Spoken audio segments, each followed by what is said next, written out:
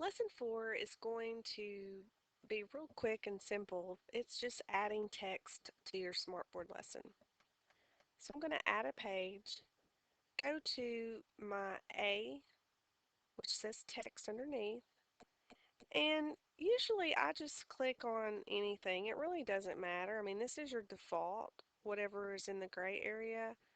Um, I use Comic Sans a lot, so I'll click on that and get that up, and you'll notice right here it says Comic Sans is your font that I'm using, and this is the blue, and it's at a size of 24.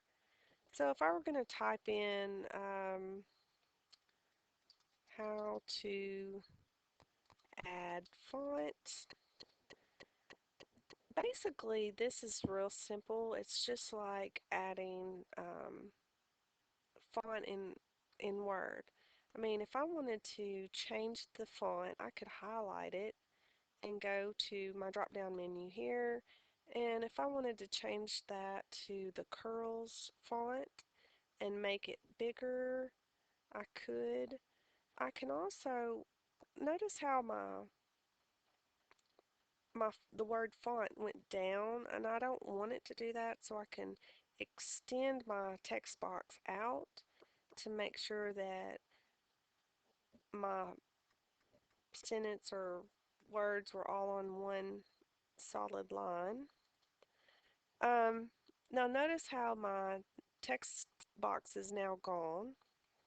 If all I have to do to get it back is just to double click on it again, I can highlight again like so, and I can make it bold. Now let me just unhighlight myself just a second. Let's say that I wanted to get rid of the bold, but it didn't get rid of it. It has to be highlighted. So make sure that you highlight before you make any changes. If I click on that, it gets rid of the bold. I can do italicized words. I can underline it. I can change the font to anything that I want. I can use the eyedropper for this as well, as I showed you in the last lesson, where if I wanted it to be that orange color, I could do that. And there's the color orange for my font. Notice that it's in this text box, and let's say I wanted it to be centered in that text box. I could do that, or I could move it to the right justification. I could also make it move up and down or vertical and put it over here. Um, and let's highlight that again. I don't know. It's when I do that. Yeah, it's going to be like that. I was trying to see if I could, the only way to get it to turn another way is if I flip it around like this. So I could do that. Um, I'm going to get rid of that. I can actually make it bulleted. So if I wanted to do that, now it's turned upside down. I don't want it to be turned upside down. Easy fix, just go back and click on it, extend it out again, and there you have it. It's bulleted. I'm gonna be honest, I really don't know a lot about these tabs, so I know that it changes the look of it a little bit. So like I'm gonna just highlight it. I don't really know, can't even explain it to you. It makes it smaller. That makes it move up a little bit in the box. Um, and I guess you can change your symbols and that type thing here. And then this is, I want to say it's the spell check, but I'm not sure. Let me do this. Let's change this to this. So now it's spelled wrong.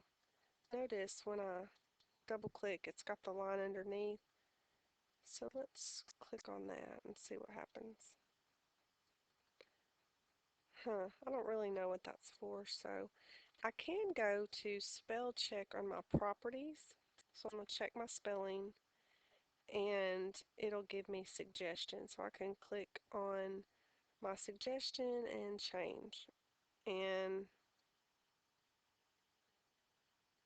I'm going to say no, I don't want to check the rest of the document. So there's the spell check. Um, so that's really all that I know. I mean, I can change this box and make it bigger that way if I wanted to. But really, as far as font goes, that is all I know. I can add new font to my computer, but not really. I mean, I'd have to download the font. So if you like some of the fonts that I use that aren't on your computer, you can go to get free fonts online and stuff. That's how I do it. So that's basically how to add text to your smart notebooks.